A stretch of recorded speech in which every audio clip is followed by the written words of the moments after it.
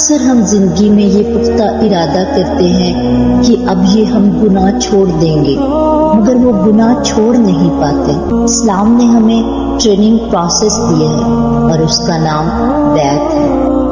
بیعت کا مقصد خود کو چینج کرنا ہے۔ صحابہ کرام رضوان اللہ علیہم آپ صلی اللہ علیہ وآلہ وسلم کے ہاتھ پر بیعت فرماتے تھے، جس کا مقصد اپنے پچھلے گناہوں سے معافی مانگنا اور اگلی زندگی میں یہ پختہ ارادہ کرنا کہ وہ صرف اور صرف اللہ کو پانے کے لیے اللہ کی راہ پر چلیں گے۔ اللہ کے محبوب کون ہوتے ہیں؟ وہ ایسا کیا عمل کرتے ہیں کہ وہ اللہ کے ولی بن جاتے ہیں؟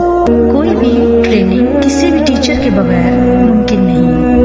اگر ایک اچھا ڈاکٹر سلیبس کو پڑھے بغیر ڈاکٹر نہیں بن سکتا، تو یہ کیسے ممکن ہے کہ کوئی ولی اللہ کی خاطر خود کو بدلے بغیر، محنت کیے بغیر، اللہ کے بتائے ہوئے راستے پر چلے بغیر اللہ کا محبوب بن جائے؟ اگر آپ باطنی طریقے سے حضور نبی کریم صلی اللہ علیہ وآلہ وسلم سے ملنا چاہتے ہیں تو اللہ والے کے ہاتھ پر بیعت ہونا پڑتا ہے۔ کہ شہادت گاہ الفت میں ہے قدم رکھنا، لوگ آسان سمجھتے ہیں مسلمان ہونا۔